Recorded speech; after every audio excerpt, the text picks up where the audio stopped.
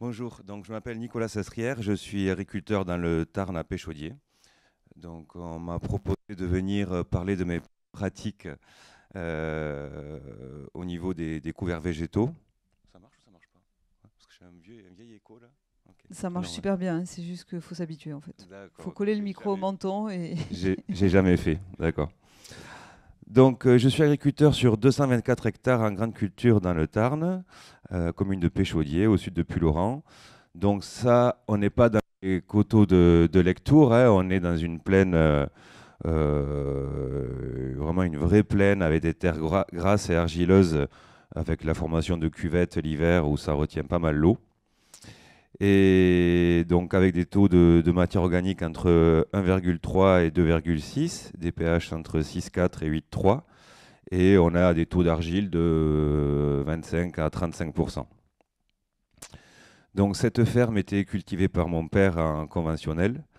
Il y faisait beaucoup de maïs mince, beaucoup d'irrigation, des cultures en dérobé, de la paille exportée. Et aujourd'hui, je suis passé en bio depuis octobre 2020. Je me suis tourné vers des cultures à alimentation humaine, type blé meunier, biscuitier, seigle meunier, avoine blanche, soja alimentaire, maïs popcorn depuis l'an dernier, et de la luzerne porte-graine. Et je suis seul à travailler sur la ferme. Donc, comment je suis venu à m'intéresser un peu à tout ça? Un constat, quoi, hein, tout simplement. Je pense déjà que le sol est l'actif le plus précieux qui nous rend énormément de services, hein, comme nous nourrir tous les jours, stocker du carbone, ça on l'a vu ce matin avec Marc-André, et tout un tas d'autres choses, hein, tamponner l'eau, végétaliser. Et donc, du coup, j'ai pour objectif de nourrir mes cultures avec ce sol et de rendre ces services à la société. Je suis Je suis convaincu de tout ça et je pense qu'on peut créer de la fertilité. Donc j'ai voulu comprendre un peu comment ça marchait après diverses formations, entre autres avec Marc-André ou des conférences. J'ai fait un constat de l'état de mes sols, c'est-à-dire des sols qui sont saturés avec peu d'infiltration. Ça a été validé par mes observations, mais aussi par le réseau sol dirigé par Jacques Thomas, donc avec différents tests réalisés sur le champ ou au labo. Donc avec des taux de carbone actifs assez bas, donc un manque de fertilité, la présence de micro-organismes ou de vie microbienne mais pas très développée, et ainsi que un taux de glomaline assez bas. Ce qui est quand même vachement encourageant parce qu'on se dit qu'il n'y a plus qu'à nourrir tout ça pour que ça fonctionne. Donc j'ai de suite compris qu'il fallait travailler avec le vivant. Donc je vais vous montrer maintenant un peu ce que je mets en place. Voilà. Hop, ok. Donc il m'a fallu apprendre semer en fait. Et ça tombe bien parce que j'adore en fait. C'est la pratique qui me plaît le plus. Donc semer, je pense que quand on aime quelque chose, on devient bon. Donc je trouvais ça intéressant de récolter, de semer dans la foulée, de garder le sol vert, de végétaliser au maximum. Donc je me suis tourné vers un semoir à dents pour implanter mes couverts. Un semoir à dents à pointe fine. Donc déjà, je vais peut-être vous expliquer comment je pratique, parce que j'ai différents types de couverts. Donc ce qui est important, c'est qu'en même temps que je gère ma couverture, je gère mon salissement. Mon salissement, il est avant tout, enfin, je focalise beaucoup sur le xanthium, qui est une plante invasive. Je ne sais pas si vous en avez, vous, dans le Gers de ça. Ouais. Donc nous, on en est pas mal farci dans la plaine de Péchaudier. Donc bon, ces parcelles-là, c'est pas facile d'y mettre des couverts d'été. Je pense qu'il faut d'abord régler ce problème-là. Donc je fais des désherbages manuels très rigoureux dans les parcelles de soja avec donc une petite équipe que j'embauche l'été pour éviter que ça graine. Et si les parcelles sont vraiment trop infestées, bon, ben, là j'enchaîne deux pailles, une févrole, je scalpe entre-temps, ou maintenant j'ai développé une autre technique que je vais vous parler tout à l'heure. Mais je ne fais pas de couvert d'été. Donc si la parcelle est propre, derrière un blé, donc il faut déjà soigner son blé pour que voilà, il est bien couvert, qu'il n'ait pas laissé passer trop de lumière pour avoir un champ propre.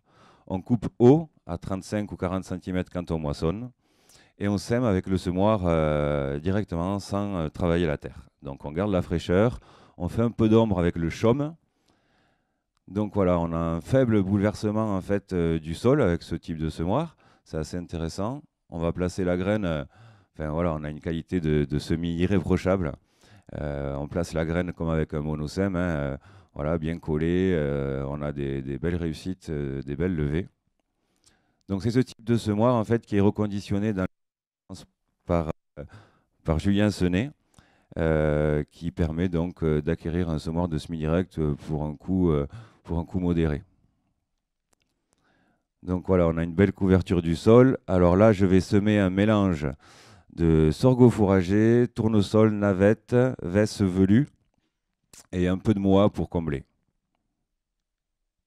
Donc ça, c'est fin août. Donc là, ça s'est bien développé, très belle levée. Ça a un peu tiré sur la corde au mois d'août parce qu'il a fait sec. Mais en attendant, c'est resté là. Et dès qu'il refait bon, eh bien, ça explose. Donc si mon chaume s'est sali, comme ça peut arriver après un blé un peu clair, type des blés biscuitiers qui ne couvrent pas beaucoup, là, ce qui se passe, c'est que je vais passer un coup de scalper. Donc ça, j'ai un actisol sur lequel j'ai monté des larges ailettes où je vais remuer le sol à 4 cm pour scalper tout ce qui est en place. Et je sème dans la foulée avec un déchaumeur à disque où on voit en fait une trémie qui a été montée dessus avec une rame de semis à la volée. Un truc vraiment basique, simple, où je fais mon mélange au préalable, je mets tout là-dedans, je passe à 15 km/h et ça se mélange sur 3-4 cm. Donc un coup de rouleau et il nous faut une pluie. Donc voilà un peu comment ça se passe. Ça couvre pas mal aussi. Donc à peu près le même mélange, sauf que là j'avais rajouté du trèfle incarnat parce que je voulais essayer de faire un couvert qui dure longtemps. Donc, ma mesure de biomasse à moi, c'est Aria, ma fille. Ça, c'est un couvert donc, qui a été semé fin juillet, qui a patiné tout le mois d'août avec la sécheresse, mais dès qu'il se met à pleuvoir au mois de septembre, là, on a une poussée fulgurante. Là, je vais vous montrer un petit peu. Donc, la référence, c'est Aria. 10 jours après, ça fait ça. 10 jours après, on la voit plus. Et après, bon, ben, arrivent les premières gelées et tout s'arrête. Et il y a juste la navette qui va rester avec le trèfle incarnat. Et ça va faire le relais jusqu'au printemps. C'est assez intéressant comme technique. Donc ensuite, si mes parcelles ont vraiment été sales, et que j'ai eu beaucoup d'oxanthium ou autre chose, je ne fais rien jusqu'au 15 août. J'attends. J'attends que ça se développe, ça couvre un peu le sol. Je passe un coup de scalper, je passe un coup de fissurateur. J'essaie de laisser le maximum de paille en surface. On la voit encore, là, c'est derrière un seigle. Et je viens semer autour du 15 septembre un couvert d'automne. Donc composé de féveroles, de vesses, de navettes toujours. Et je rajoute une graminée, alors ce que j'ai sur la ferme, hein, avoine blanche, orge de printemps, seigle, peu importe, un truc que j'ai sous la main, du moment que ça court. Et là, on peut atteindre vraiment des choses très intéressantes. Ça va se développer très vite en fait à cette époque-là. Ça va vite couvrir, ça va vite prendre tout l'espace et protéger l'hiver, le sol tout l'hiver. Donc ça va l'aider à drainer et à s'aérer. Donc au printemps, on a des biomasses vachement intéressantes avec ce type de couvert, mine de rien, même s'ils n'ont pas passé l'été. On tourne entre 4,5 et 7 tonnes et demie de matière sèche, ce qui est vraiment très intéressant au niveau fertilité et au niveau structure du sol. Donc voilà, ça c'est la destruction. Donc la destruction, elle se déroule en général au mois d'avril avec un coup de broyeur. Donc là, pour moi, dans mes bas-fonds un peu hydromorphes, gras et très argileux, c'est vachement intéressant parce que on va se retrouver sur des situations où le sol est très structuré. On peut débarquer avec un gros tracteur, ça ne va pas tracer. Tandis qu'avant, un système classique avec un décompacteur qu'on faisait au mois de septembre, tout à l'heure quelqu'un en parlait, bon, on était envahi de raigrats, de vulpes pendant tout l'hiver. On essayait de batailler, de remuer tout ça. Résultat, on tasse, on ne tue pas l'herbe parce qu'il pleut tout le temps, on ne sait pas le faire ça. Et du coup, on arrive au printemps, on passe un coup de vibro, Et même avec un tracteur de 6 ou 7 tonnes, on va faire des traces de roues qui vont être préjudiciables pour la culture. Là, ce qui se passe, c'est qu'on a vraiment un sol qui est chargé en racines, qui vont faire un peu comme un matelas à ressort, mais c'est vraiment incroyable. Et moi, je suis capable de venir avec un tracteur de 10 tonnes aujourd'hui, en faisant attention aux pneumatiques, certes, mais travailler là-dedans. Alors du coup, je broie, et en même temps, je préfère rajouter ça aussi, c'est que mon régras là, et ma vulpie, elle est quand même sortie dans mon couvert, d'accord? Ça ne l'a pas empêché de sortir. Sauf qu'elle est pathétique. Elle a pas talé, ça fait pas de touffe, ça fait que du fin qui monte, très facile à détruire, peu de racines, concurrencé par le couvert. On est tout bénef. Donc je broie, je passe un coup de déchaumeur à dents avec ailette, voire deux. Ça dépend un peu comment ça se détruit. Et je rappuie avec un coup de déchaumeur à disque. Donc voilà, là le déchaumeur à dents a été passé. Donc on a toute la biomasse en surface. Ces agrégats-là, en fait, c'est des modes qui sont très faciles, qui vont pas résister, qui vont se fondre assez rapidement, mais qui sont en fait vivantes, quoi. Il y a plein de racines dedans. Donc après un coup de déchaumeur à disque, je laisse lever mes mauvaises herbes.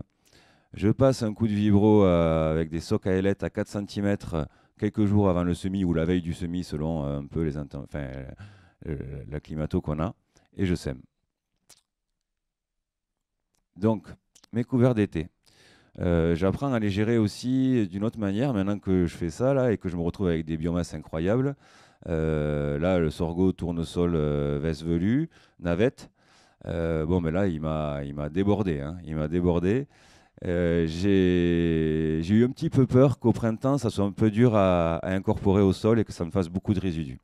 Donc j'ai voulu le coucher avec un rouleau Cambridge classique. Donc là, on passe à 8-10 km/h, on couche ça. Ça se couche super bien. Voilà, ça reste au sol. Euh, et ça va se faire attaquer en fait par la suite par des champignons. On va voir, c'est très intéressant. Donc voilà. Donc ça, c'est en gros un mois après. Donc le sorgho, il a pris un coup, il est plaqué au sol. Là, on a des champignons comme ça qui vont attaquer la cellulose, euh, du coup, qui vont nous aider à dégrader toute cette partie-là, tout ce carbone. Et j'ai ma veste qui est repartie par-dessus. Ma veste et ma navette qu'on voit pas là, qui est un peu perdue dans la veste, mais qui est repartie de manière fulgurante. Donc j'ai mon sol vraiment qui est couvert par une biomasse comme ça aujourd'hui, de veste. Donc je pense que là, je vais ramener pas mal d'azote au printemps. Il faudra mesurer tout ça. C'est une parcelle qui est suivie par l'INRA. On avait fait des reliquats sortis de moisson. On était à 25 unités. Et vous avez vu un peu la biomasse qu'on a produit pendant l'été, quoi. Ce sorgho qui était à plus de 2 mètres de haut, quoi. Donc voilà la veste. Si mes couverts sont pas trop développés, parce qu'il y a des parcelles qui sont moins fertiles que d'autres, et que derrière je vais y coller un maïs ou quelque chose qui va me demander de l'azote, je passe dans mon couvert multi-espèces au mois d'octobre avec un strip-till combiné à un semoir monosème où je vais venir semer en fait de la févrole en ligne tous les 60 à 30 graines au mètre carré. Ça, c'est une technique que j'apprécie beaucoup en fait parce qu'elle va permettre de faire une belle biomasse parce que dans nos terres, les févroles, elles poussent très très bien. Elles sont assez gigantesques. Et ça ramène pas mal d'azote quoi, pour ma future culture. Là, en fait, je vais semer ma future culture exactement là où j'ai semé ma févrole. Donc, elle va profiter de la porosité qui aura créé ma févrole et de l'azote que ma févrole a amené. Parce que je ne vais pas aller travailler très profond au printemps, juste préparer un lit de semences. Donc là, voilà, pareil, des champignons à foison dans mes févroles qui attaquent la paille qui est en surface, du chaume et du sorgho. Et voilà ce que ça donne en fait là aujourd'hui. Cette année, ça a patiné parce qu'il a fait très sec au mois d'octobre. On a eu 3 semaines de sec. Donc c'est né fin octobre, quoi, fin octobre, début novembre. Donc j'espère que ça va bien se rattraper maintenant et se développer correctement. Donc j'ai une troisième technique aussi. Celle-là, il faut que j'en parle un peu parce qu'elle est vachement intéressante et j'avoue que là, elle me fait gagner un temps énorme. C'est le trèfle. Le trèfle que je vais semer en sous-semis dans le blé. Pour la petite histoire, c'est arrivé par accident en 2019. Oui, 2019, seconde année de conversion. on prend 400 mm entre octobre et janvier. Donc on a au bas-fond, il fallait sortir les rames, quoi. Je sème 75% de la surface entre le 15 et le 20 janvier. Et je me retrouve avec 30 hectares où il y avait encore de l'eau, impénétrable, enfin une structure très délicate. Et il me restait l'orge de printemps. Le marché du C2 s'était effondré, on était à 120 euros tonne. Donc faire de l'orge de printemps en février avec 200 euros de semences à l'hectare pour faire les 20 quintaux, allez, sur un malentendu, ça peut aller un peu plus haut, mais en gros, à 120 euros tonne, je perdais de l'argent, quoi. Donc je me suis dit, quitte à perdre de l'argent, sur 33 hectares, j'ai réfléchi longtemps, hein, mais je vais semer du trèfle et ça passe l'année. On finit la conversion comme ça. Donc j'ai fait ça. Et le trèfle s'est très bien implanté, trèfle violet, 12 kg hectare. J'ai même pas travaillé le sol, j'ai semé comme ça. Vraiment, ça a été super. Et donc à l'automne, j'ai voulu semer du blé dedans. Donc j'y suis allé avec mon déchômeur à dents, mon déchômeur à disque. Et j'ai pas réussi à tuer le trèfle violet, quoi. C'est vraiment robuste. Et j'ai semé mon blé dedans. Donc ça, il doit y avoir quelques images de ça un peu plus tard, je pense. Voilà. Donc tout s'est très bien passé. Mon blé a très très bien poussé. Et au mois de juin, avec les pluies incessantes, eh ben, je me suis fait déborder par le trèfle violet. Donc c'est magnifique, hein. Mais à moissonner, c'est pas un bonheur, quoi. Du coup, j'ai fait intervenir une andéneuse. On a andéné. On a laissé sécher 3 jours. Et j'ai moissonné ça avec ma coupe, hein, des doigts releveurs. J'avais monté un système de chaque côté pour éviter de recouper du verre. Donc une tôle pliée sur les sections, un truc simple, rapide. Et j'ai sorti 42 quintaux de blé biscuitier sur cette parcelle dans le trèfle. Donc là, ça m'a fait tilter. Parce qu'après, on avait coupé assez haut avec l'andéneuse. J'ai mis un petit coup d'eau. Ça, c'est reparti de folie. Il a plu tout le mois de juillet. Et du coup, je me suis fait une récolte de trèfle fin septembre, de graines de trèfle. Donc un système à double récolte où j'ai fait ma semence pour les engrais verts de l'année prochaine. Donc ça, et puis surtout une structure, des parcelles qui étaient gorgées d'eau depuis mon enfance. Je sais, on a toujours dit, la plaine, c'est comme ça, il y a de l'eau, quoi, en fait. Et bien là, on met une année de trèfle et en fait, ça va mieux, quoi. C'est incroyable. Donc moi, dans mes terres argileuses, le trèfle, il s'y plaît. Dans les bas-fonds où l'eau reste, il est plus épais que dans le reste. Enfin, c'est là, il bosse, quoi. Il s'y plaît, il bosse. Donc, ça m'a fait réfléchir. J'ai mis en place depuis l'an dernier ce système-là. J'ai investi dans un semoir pour la RC Trille. Donc là, j'avais semé à 12 kg hectare dans mes blés au bois de mars. Donc c'est très délicat parce qu'il faut qu'il y ait une pluie derrière pour que ça s'installe comme il faut, qu'il y ait une bonne germination. Là, forcément, ça n'a pas du tout marché. Il a fait, je crois, 8 mm en 10 jours avec un vent à 50 à l'heure. Donc j'ai eu de la casse. Et après, quand il a plu, le reste a levé. Et j'avais un couvert. Voilà. Vous voyez le couvert? C'est intéressant, quoi. Ça, c'est fin août.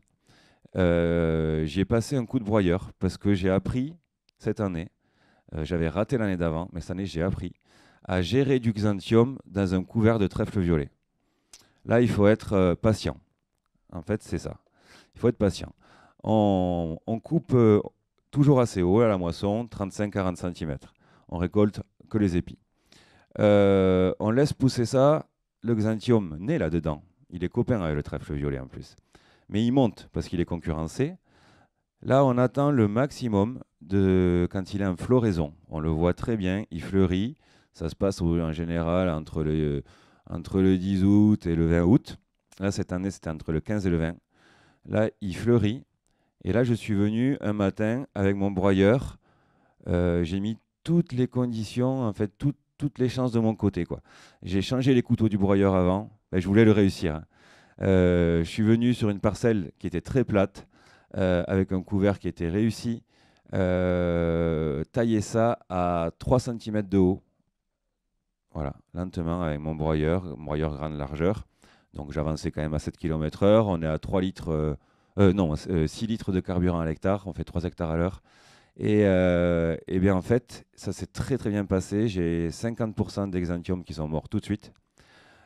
Sur ce qui est reparti, il y en a les 3 quarts qui ont dégénéré. On aurait dit des géraniums en fait. Ils avaient vraiment, ils avaient bugué. Donc ils n'ont pas grainé. Et j'en ai une partie qui a voulu se remettre en floraison. Je suppose là où j'avais roulé en fait. Ça avait dû un peu coucher. Et le broyeur a dû mal couper derrière les traces de roue. Donc j'y suis repassé 3 semaines plus tard en décalant mes passages de roue. Et ça a marché. J'ai eu aucune montée en graines de Xanthium cette année. Et en plus, j'ai pas travaillé la terre, j'ai pas scalpé. J'avais mon couvert qui était là, qui chaque fois repousse. Là, c'est 100% bénéf, hein. On n'use pas la ferraille, pas de gasoil, voilà, on brûle pas de matière organique. Et on a ça qui est en place et qui va nous faire de l'azote pour l'année d'après. Du coup, quand je fais mon système de paille sur paille, automatiquement, je viens intégrer un trèfle violet dans ma première culture pour nourrir ma seconde culture. Voilà.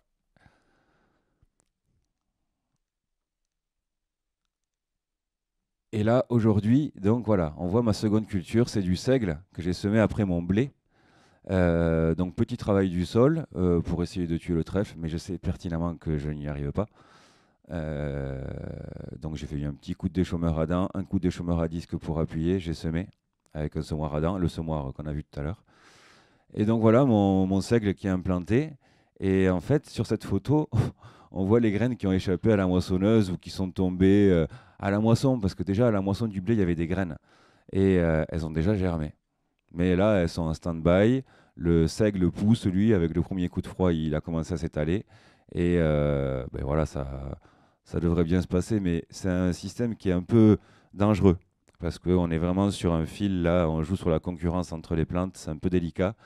Donc il est envisageable de mettre un petit coup de houe rotative là au mois de janvier, enfin dès que ça ressuit, ou février, pour essayer de freiner un peu le trèfle et laisser le seigle se développer. Mais moi j'ai vu ce champ, celui-là là, a été métamorphosé. C'est incroyable. On a retrouvé une porosité dingue, plus de cuvette. Voilà, c'est vraiment des très très beaux résultats grâce à ces couverts végétaux. Et du coup, voilà, un peu ce qui se passe dessous, dans des parcelles où il y a des couverts maintenant depuis 3 ou 4 ans. Donc une très très belle évolution du sol, voilà, où c'est rempli de racines, des vers de terre qui se reproduisent, qui sont nourris, et une fertilité qui augmente, quoi. Je vois là que je nourris moins mes plantes et ma fertilité, mes rendements augmentent. Là, cette année, donc très très belle année sur la ferme. Je vais vous parler un peu de chiffres parce qu'on est paysans et on a besoin de se nourrir, on a besoin d'améliorer nos sols, mais aussi voilà, de faire quand même des quintaux pour nourrir le monde. Et en blé meunier, on est sorti 47 quintaux. Biscuitier, on a 40 quintaux de moyenne. En seigle, 34 quintaux, seigle meunier. Avoine blanche, 33 quintaux. Soja, 34 quintaux. Et maïs popcorn, 57 quintaux. Donc là, c'est vraiment des très beaux rendements suite. Moi, j'y vois que ça en fait, hein, la couverture végétale, augmenter la fertilité et nourrir des plantes. Voilà. Donc, si vous avez des questions.